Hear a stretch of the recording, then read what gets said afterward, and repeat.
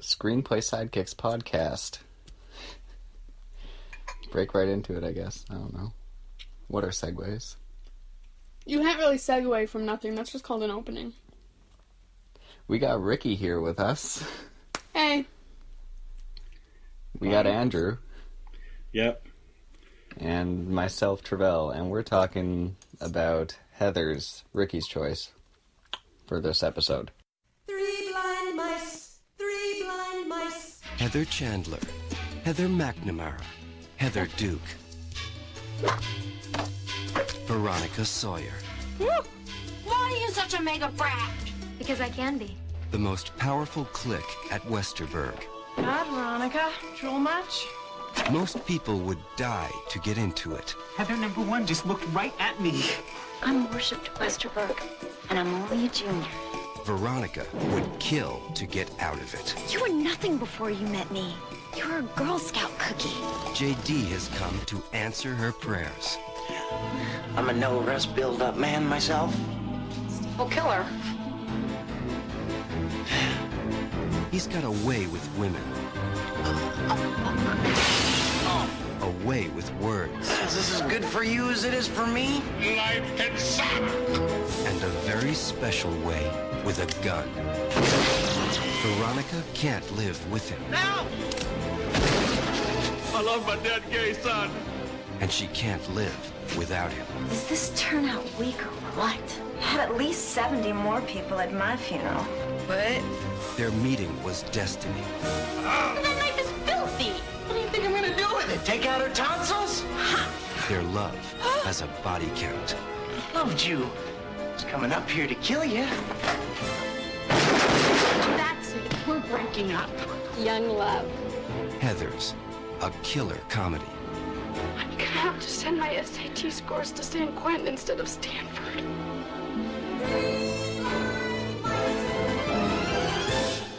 Which was way better than I thought it was going to be. Yeah, fuck you. Hey, no, I'm serious. 30 minutes in, I'm like, I don't know. And then it got really good. I was like, okay, cool. Yeah, because it's a great movie. And everyone was like, oh, Ricki's choice, what's it gonna be? And then it was fantastic, because Heather's is great. Trust me, I can put up with any overly lengthy intro.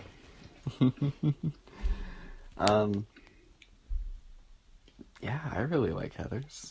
I mean, you know that. Yeah, Ricki. I've seen it a bunch of times, and I think the last 2 times I've watched it with you. Yeah. I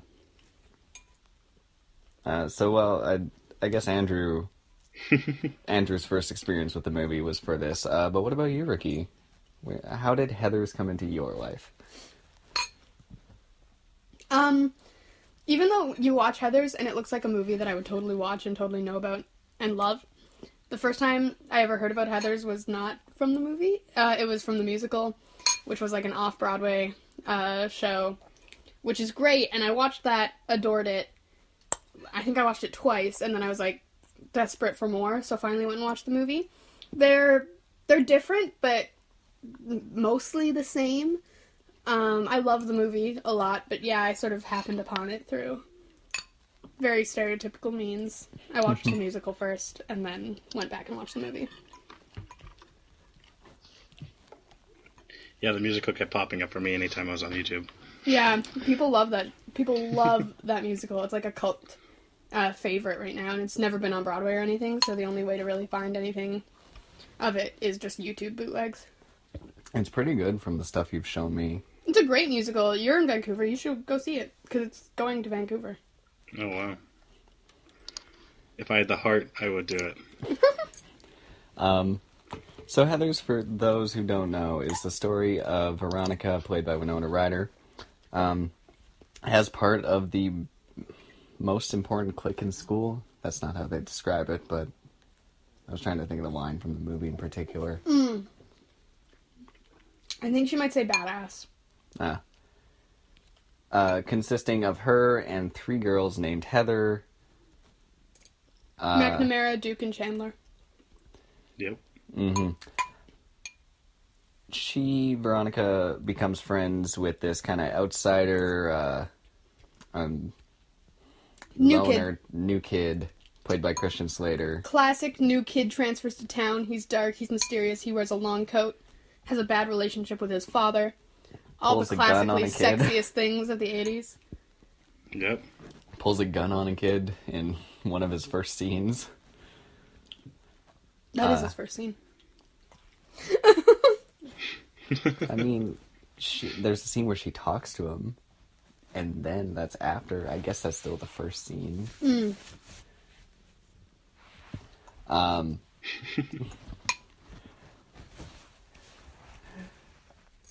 Through series of circumstances, Veronica and him kind of end up killing other students at the school, including the head Heather, which is Heather Chandler. And it kind of goes from there. Mm-hmm. I mean... Heather and Veronica get into a huge fight after a party. And the next morning, after getting together with JD, Veronica goes to Heather's place to apologize and to get her spot back in the clique. And while there, JD sneakily MacGyvers some draining fluid, low rust draining fluid, down Heather's throat by giving it to her in a mug. And she falls through a table dead. And they pose it as a suicide. Veronica, who's kind of naive, thinks it's actually an accident. But JD, after his first kill, sort of decides he wants more. Because he's got a bit of a god complex. Mm-hmm. Yes. But he's sexy and Christian Slater has nice eyes, so Veronica just kind of rolls with it. For a while. For a while. There's only so much crazy you can take. It's true. The first time I saw Heathers, it was the middle part of a 80s movie marathon. I can't think of better words than that. That was a really stumbly sentence. Yeah. It was a triple feature. Triple feature, that was what I was searching for. That's what I'm here for. So I watched Adventures in Babysitting, which is pretty tame. Then Heathers, and I was expecting the same sort of thing, just like, oh, it's just another 80s movie I haven't seen. Teens doing stuff. I mean, I like that kind of movie. Like most John Hughes movies I'm a big fan of. So I was like, oh, it's just another, teen movie from the 80s. And then, kind of like what Andrew said, a half hour in, shit turns on its head. Mm-hmm. Shit hits the proverbial fan. And it becomes this whole unique, unlike any other movie, especially of its time, experience. Oh, yeah. And then we watched Say Anything after that. Another typical 80s teen movie. Not that I didn't like the other two, but Heathers definitely stood out. That's a good way to watch it. Get to compare it against two that are kind of a little more flat. Mm-hmm. Not nearly as serious, and definitely not as dark and funny. Yeah, it's a dark comedy. And also a really awesome commentary on how, like, adults and other people deal with, like, suicide after it happens. Like, the romanticization and everything. Mm-hmm. I think, like, specifically, after Heather Chandler's death, she kind of becomes viewed as someone she wasn't. By all the students and staff and everyone who says they knew her. Yeah, they sort of project things onto her, and she becomes, like, this phenomenon, like, huge, but also very much skewed from who she was. Because you see, it doesn't take very long. Like, she dies, like, 25, 30 minutes in, but it only takes you about 5 minutes to be like, wow, she's a cunt. Yes. And then after her death, she's, like, turned into this great person. Like a saint, almost. Mm-hmm. Yeah, I know, completely. That's at the beginning of the movie. I'm like, oh my, do I have to fucking deal with this for the whole thing? Like that right there. I'm like, well, we'll keep going. I could not have had. I like Heather Chandler as a character. I couldn't have had a whole movie of her. There's something about the actress and how young the actor seems, and how, like, clearly, how the character's clearly faking all this bravado that is just so grating and so bitchy. And when she dies, you're like, yeah, Yeah. No, it was cool. I don't know. It actually let you side with her death. You're like, yeah, okay, kill. She's gone. And like that said, I always really sympathize for her at the party. Oh yeah. No, I And do that too. scene Because is that's always really sad to me. yeah, that's her moment And- of human. Like, what's the word I'm looking for? Human vulnerability. That's her moment of showing who she actually is. Because, like I said, the rest is just bravado, but it's still very grating. Mm-hmm. So, like, if they took the murder out, the movie probably would have been of her becoming less of a fake, and if it was a more typical 80s teen movie, could have been more, less of her being this fake persona and her becoming more who she actually is, and people learning and accepting. No, it would not. In what 80s movie? You point me to an 80s movie where a mean, popular, rich girl gets humanized and treated like a decent person. No. What would have happened had she not died is something, she would have been an evil bitch, and Veronica would have been taken back to school, and then at the end she would have fallen face first into a pie or some shit as, like, penance, and everyone would have laughed, and her social career would be over, and Veronica would step on her back and take off the red scrunchie and put it on, and that'd be the end of the movie. I mean, yeah, okay. I don't know, penance might be a little strong here, you know? Divulged of all sins.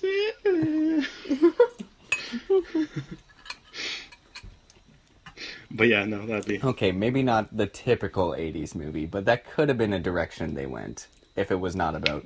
I guess, but that direction is very rarely taken. Like, humanizing the popular girl is only usually taken if you're gonna, like, kill her again. I mean, yeah, sure, there's... What is there that actually follows that? I mean, there's Cinderella too. And a little bit of High School Musical. But other than that... I can't even think of Most anything. of the time it's like, just kill the popular girl. Just fuck her over, put her face down in some shit. She gets, like, hit with a lunch tray or something. Everybody laughs. Yeah, no, that's a good point. So, Heather's... No, you gotta do it right next to the mic, Ricki. That's the rule. Ooh, some ASMR level shit right there. Which now everyone knows what that means. That's really special. We're in a time now where everyone knows what that means. Yeah. I have a friend who watches those to get to sleep. And I tried that once. Does not work for shit. I'm just like, why are you whispering into a camera? Why is this... Get a job. Like, it just made me angry. It never really worked for me. It works more when I have headphones. But even then, it's nothing I'm seeking out. You know what works to help me get to sleep? Prescription drugs. I'm going to say a large hammer. That too. I just remembered. Okay, go. So Heather's it's kind of like a pseudo horror movie, because reading into it is definitely a horror movie. Even how it's shot and some of the music choices, it's a horror movie. Yep. But surface level, it's kind of hard to see that angle. Yeah, no, when you're watching it, it definitely has the pieces in it. You can see. Like, they didn't let a genre define what they were going to make. Mm-hmm. Which is awesome. Yeah, and...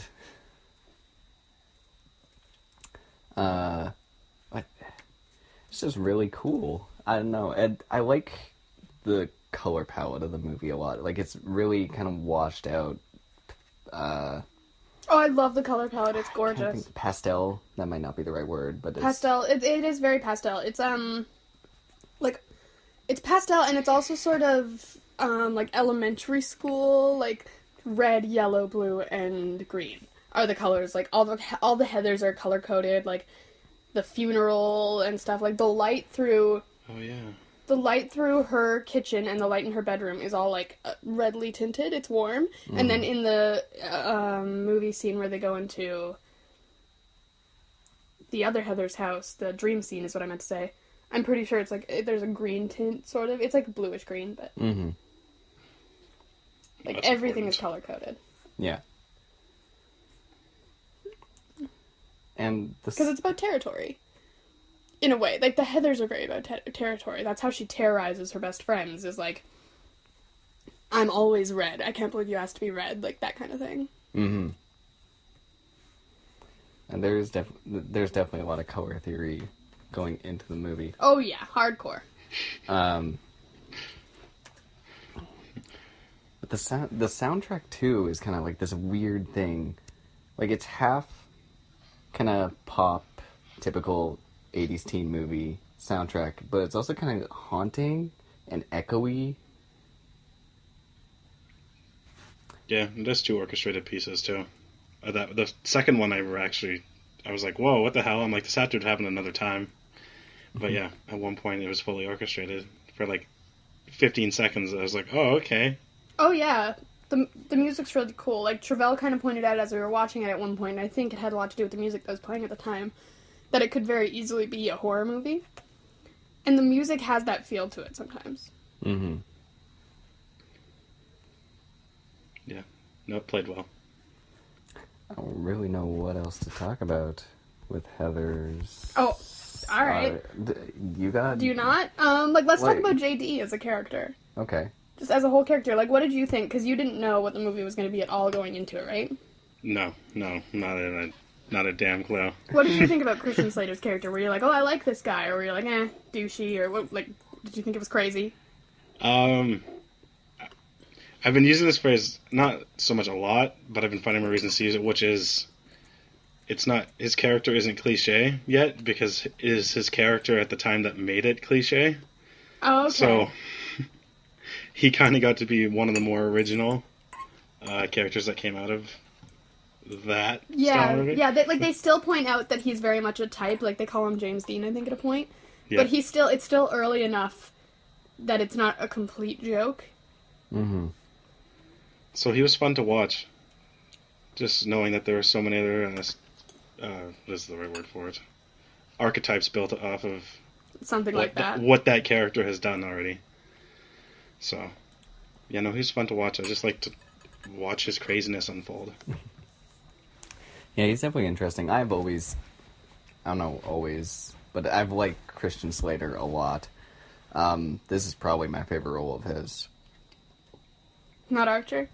He is great on Archer, but that's a whole different kind of thing, too. Oh, man. Spitter's Bob.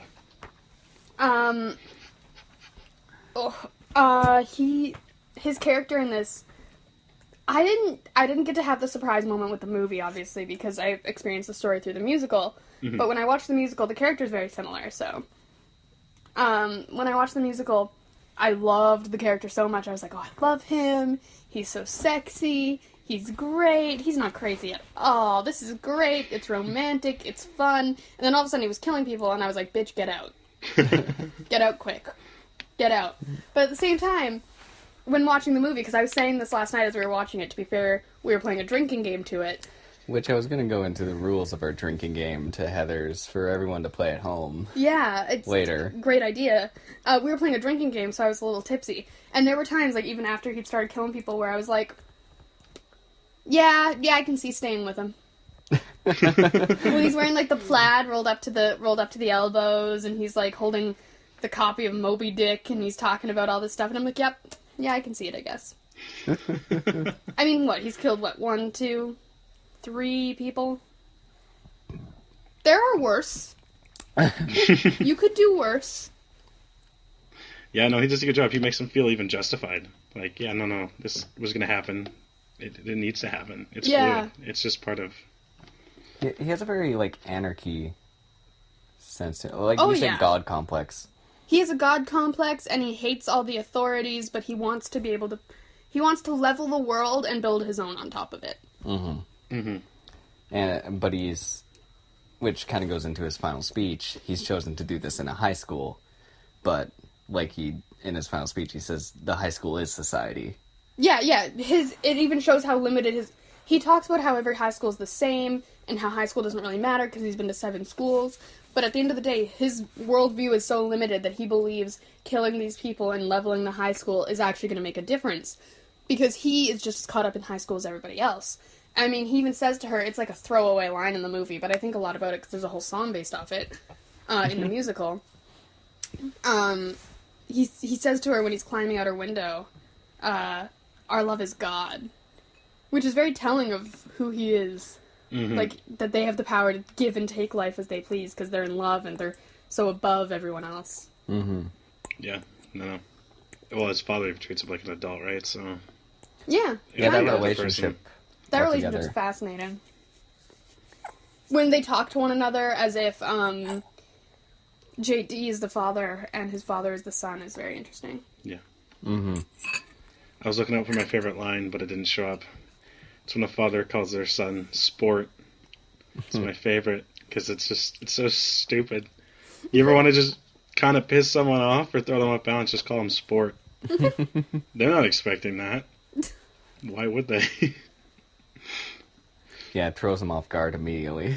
Right? But it's also talking down to them. It is. It's patronizing. It's incredibly talking down. It's like a term of fondness that is also patronizing.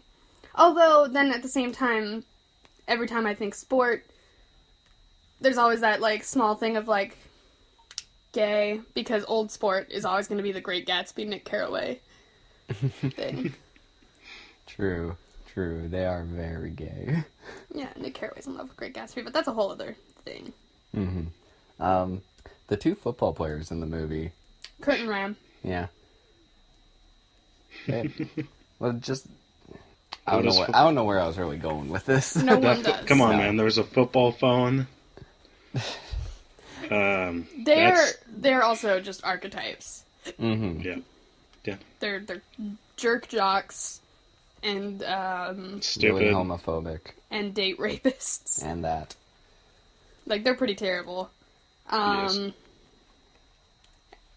Classic stupid, like, masculinity complex jocks. They're very simplistic in that way. Like, the Heathers are all pretty complicated people. Mm-hmm. But the jocks and, like, that one nerd overachiever guy who used to date Heather, whose name I don't remember, the one who's always trying to raise money to go for charity and is trying to go to Princeton, they're all very simplistic. One goal. Yeah, simplistic archetype characters. Because I think it's a big point in the movie to show all these archetypes and then show there's something behind it, because that's a huge part of, like, mental illness and suicide in teenagers is, like, this is all you thought I was. No one sees the me inside of me, as they write for Heather's suicide note, which is not something Heather would have said. But it was still true.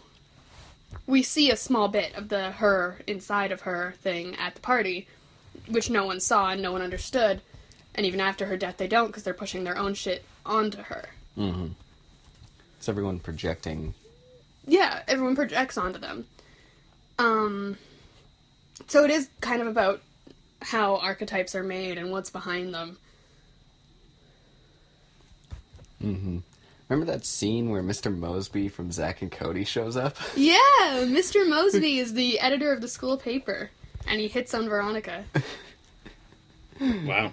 Yeah, didn't notice. I did watch Zack and Cody, though, so... Well, I think everyone probably does. wasn't looking for it. I don't know. Someone who was voicing something. One of the voices, I wish I could remember it better. I'm like, oh, I know you play some character in some really popular game somewhere. Shit. And then I was going to look it up and I didn't, and now the voice is gone. And That's tragic. Damn it. That's 90% of television and cartoon watching in this house, of which there's a lot, is who is that? What game is this person from? Yeah, watching Avatar, I'm like, oh, I know that voice. Oh, And he yeah. speaks, and I'm like, oh, okay, cool. I got this. Yeah, there's a bunch of people in Avatar. So, no, it was enjoyable. The movie. Mm-hmm. Yeah, Heather's is just really good. It is, it's really good. And the parents, all the adults really are fascinating, because the whole thing is, like, the adults don't get what the kids' lives are like from the inside. Like, even the hippie woman doesn't get it. Veronica's parents are clueless and useless and hilarious. Mm-hmm. Mm-hmm. The line, Kurt or Ram, I don't remember who, his father, has the line, "I love my dead gay son." Yeah. Which is a hilarious but very, like, interesting line, because him saying it makes you know that it had his son... Well, Christian Slater says it, you think he would love a gay son with a pulse. Which is, the answer is no. If his son were alive and came out, he would have ostracized him, but because his son is dead, he can be like, oh, now I'm sad and accepting. Yeah. Which you said changes completely in the musical. Yeah, it's one of the things they changed that I don't like. The movie does it way better. In the musical, the song I Love My Dead Gay Son is a duet between the two fathers of Kurt and Ram, and in the end, they reveal that they're gay and in love. And Kurt and Ram's death allows them to come out and be together, which is how JD justifies the killing. But I think the one in the movie is way better because it's a short, quick line, which is what a lot of the movie is like really short, quick lines that when you think about them are genius and iconic. And it's such a good one. I mean, we had one of the drinking rules was iconic line. Which is good for almost any drinking game. That's true. You can add that to almost any good movie drinking game. That's actually not a bad idea. I just want to watch any Arnold Schwarzenegger, though. We'll be fine. Yeah, there you go. Oh, man. Like, for this one... that sounds great. I want to do an Arnie drinking game now. Oh, my God. Everything he says is one-liners. Oh, man, you'd wreck yourself after Last Action Hero. I mean, you could go watch any Expendable movie. You'd probably be pretty good, too. I'm going to look up the rules to the drinking game. I have them on my phone here. I wrote them down. Iconic line, shot when someone dies, finish your drink when Heather finishes her low rust build-up drink. Well, yeah, we had a couple special things, because it wasn't exactly a shot whenever someone died. Because, iconic line, when she writes in her journal... Yeah, that's take a drink. And then finish your drink when Heather Chandler downs the Drano. Totally said that. I'm repeating them all in order. Okay. For Kurt and Ram, if you're not alone, and you probably shouldn't play the drinking game alone, listeners. I mean, I don't know, live your own life at the end of the day. But what we did was like that arm thing where you like cup arms and then Take a shot. Clever. Which is very Kurt and Ram. Mm-hmm. They would totally do that. And we didn't really come up for anything clever for JD. No, death, we didn't. But we were already like getting down the line. JD as a character is so extra that anything you came up with would have given you alcohol poisoning. Like JD says something cynical, alcohol poisoning. Yeah. JD says something that's now a cliche, alcohol poisoning. JD's a bad boy, alcohol poisoning. So we just did a regular shot for his death, but if you can think of something better, go for it. Well, should have done a Jaeger bomb for his death. Yeah. Hindsight is 20/20. So that's the Heather's drinking game that we played, which we made up. Feel free to play at home. I got nothing else.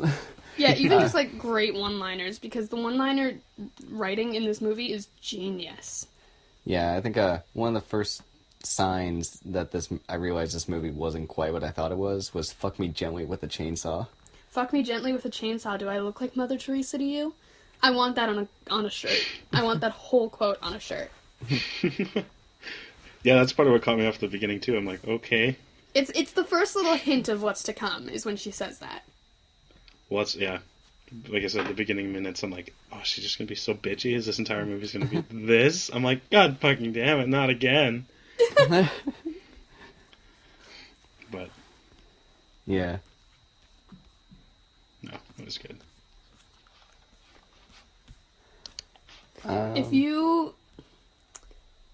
Heather's is for you if when you watched Mean Girls, all you wanted was for Janice Ian to pick up a chainsaw and fuck the bitches up.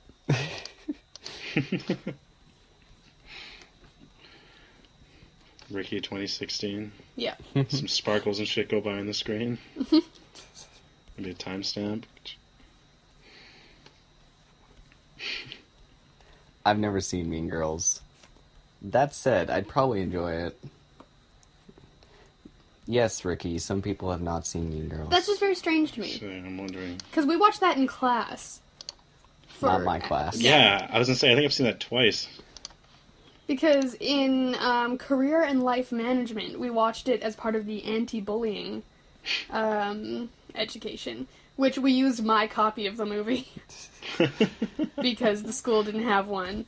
And then at one point, the audio cut out, and I was sitting in the back of the class, and I just started saying the words because I knew them all. That is fantastic. Yeah, so... No, by the time I got around to taking that class, it was a new teacher or a substitute. It was one of the temporary teachers who was doing the class. You did it in, like, the 12th grade, right? No, 11th grade. Still dumb. Yeah. Always take it in 10th. Get it What? over with. No, it's the best. If you take it in 12th, that'd be the most useful. You could actually apply it to your life. I mean, It applies to I your didn't life learn anything in my class. Financial it was literally a waste of management in time grade 10? and no, career comm, Yeah, not career financial management. Yeah, because they had a financial section in there. They do what have a did you- financial section, but the financial Okay, section is shitty. Not when I was in it. They pair you up with someone, and they say, Oh, you're Plan- gonna sound bad. pick an apartment, pick a car. No, not pick a car, but like pick an apartment, pick all the things you need, factor in groceries, and figure out like how much you would have to make and blah blah blah. So like they do that, which is like yeah, you have to learn that, but it was still stupid. And then they forced me to factor in the price of birth control because I was the only girl paired with a boy. Wow. And I was like, I was like, no, that's bullshit. I refuse to have less money than everyone else in the class. I don't remember any of that when I took it. all I remember that is I think we watched Avatar twice, the James Cameron movie. Jesus. Because you can't get enough of that in schools. Am I right, Mr. Bass? Yeah, not just once, twice. That's terrible. I think we watched it early on in the class. Why? Because, Was there like I said, any it was a temp educational teacher. value? I don't remember there being. It was a temp Oh, teacher. and we had that to protect class. an egg. No, didn't do that. Yeah, just they were watched like, Avatar. She was like, come up to the front. She had all these like pieces of like craft supplies up at the front. She was like, come up to the front and randomly pick some craft supplies. So we all randomly picked some craft supplies. And then after we'd all finished, she gave us all an egg, and she was like, now using what you picked randomly, put together an casing for this egg, and then we're gonna drop it. And see if it survives. Oh, that sounds fun. And that was what we did for like learning how to take care of a baby. So if you know how to build something to protect a baby... If you went to you're Beaver good. Lodge Regional High School, you probably should have learned how to take care of a baby by the 10th grade. Because you were going to have one by the 11th.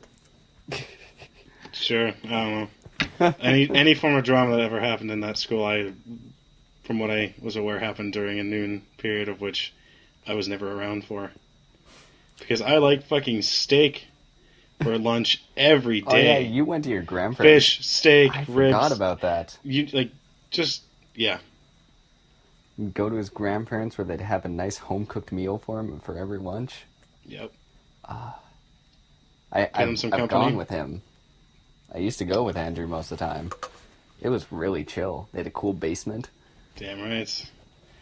Shit was going good. Maybe watch some TV, shoot some pool. Then you graduated. Yep. And now I'm in my cool basement with a fireplace and an oven. Mm-hmm. Your random oven in the wall. Which I have Welch's fruit snacks and some granola bars in now. It's good stuff. Get to leave those there for 2 weeks. Can lock my doors so no one can take them. I've told Jason where they are. It's gone too far. So I don't need Carrie using my room for anything. So any other things you want to talk about, Heathers? Oh gosh, I don't know. Like every moment of that movie is really good and really discussion worthy. I remember what we forgot to discuss, which we said we were going to discuss, which is the best character in the movie. Her name is Squealing Girl in the Parking Lot.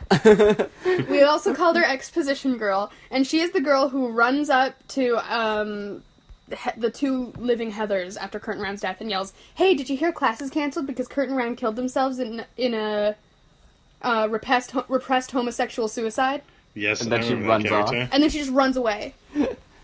And that's the only time you ever see her. Hey, did you hear school is canceled because Kurt and Rem killed themselves in a repressed homosexual suicide pact? It's got a real good That's delivery it. to Her it. It's like only line. Yeah. It's like, hey, did you hear? And she doesn't even, like, fully come in, like, she runs to the point where she's, like, still, like, staggering from running as she says it, and then runs away again. It's maybe my new favorite moment from the film. It's probably...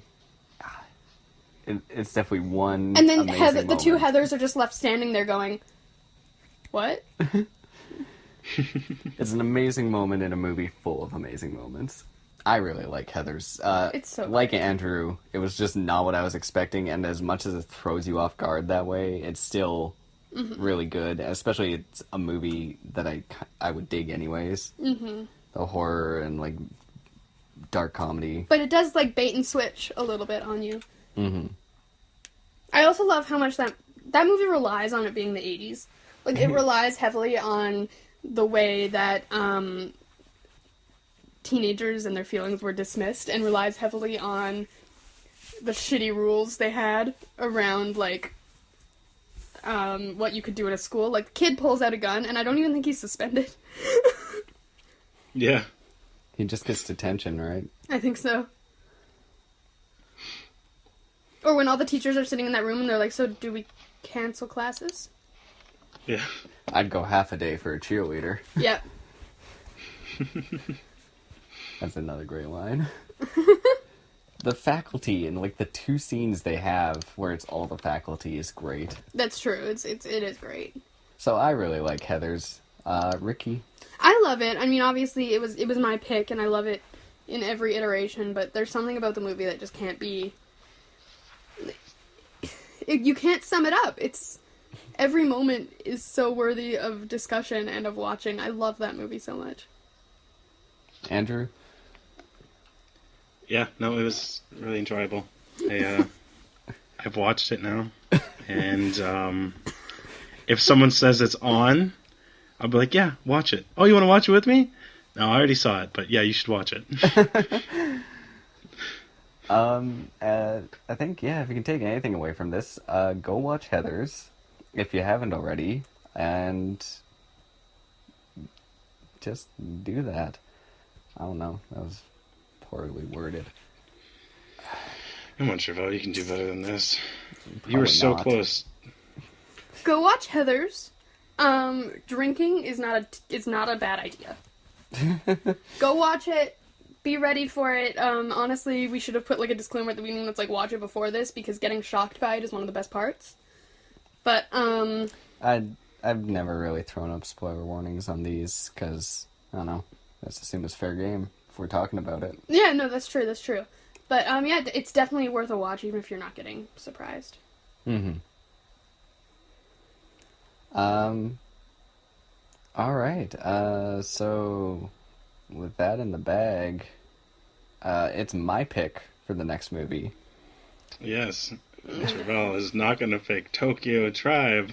I'm not gonna pick weird foreign movies this time. Oh, I was gonna say, get going- ready to read some subtitles.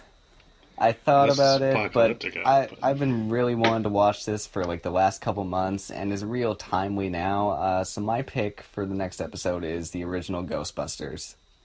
Oh, cool. Okay, I've never actually seen it all, so it worked for me. Yeah, I've been really itching to watch it, and with the new one just came out yesterday.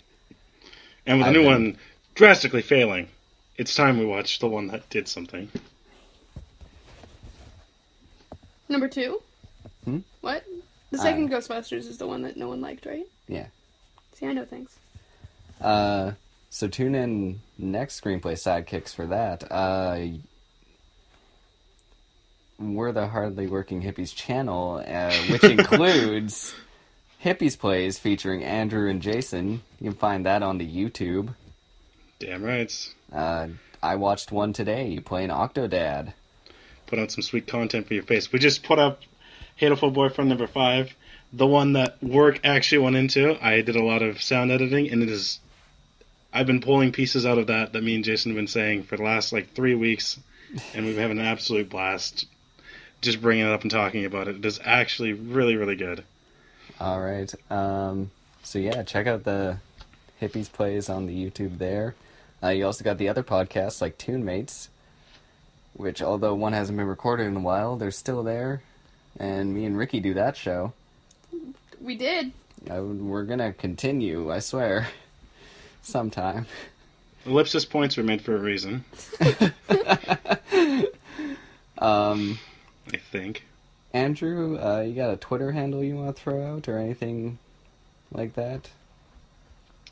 Not too much, actually. No, I'm good with the YouTube thing because I put a lot of time into that episode 5 of Hateful. It's really good. Really good. So check that out. Ricki, anything you want to promote? No. All right then. I'm gonna stop recording then and call that it.